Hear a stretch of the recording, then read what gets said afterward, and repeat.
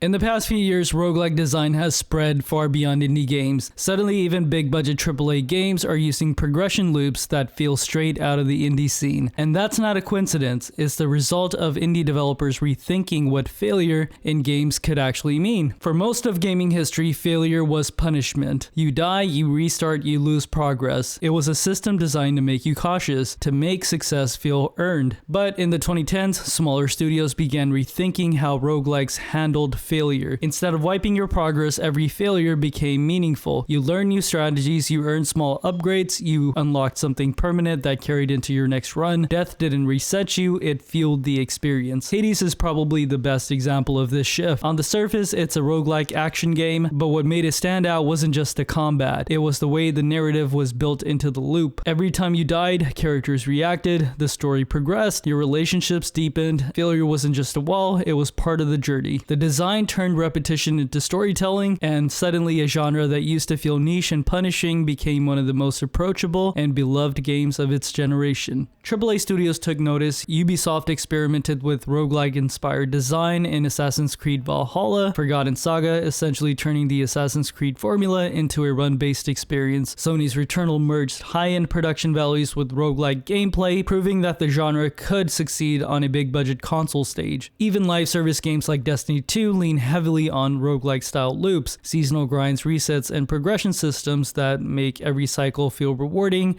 even when you don't win. So why did AAA embrace it? There are two main reasons for this. First, roguelike loops solved a huge design problem, keeping players engaged without endlessly creating new handcrafted content. The progression system makes repetition fun, turning each run into a fresh experience. Second, it taps into a powerful psychological hook where every attempt feels like progress. It's perfect from a publisher's perspective. More hours played, higher retention, and less strain on teams to keep producing new material. What's fascinating is how this shows the indie to AAA pipeline in action. Indies can afford to experiment with wild mechanics because their risk is low. If a roguelike experiment fails, it's just one game that fades away. But when one succeeds, like Hades, proving that the formula could work, AAA is quick to scale it up. And that's the real takeaway here. Roguelike loops aren't just a trend. They're an example of how indie risk-taking can directly shape AAA design. So when you notice a AAA game with progression that feels indie-inspired, it's worth remembering that those ideas often trace back to years of indie teams rethinking what failure, progress, and replayability could look like.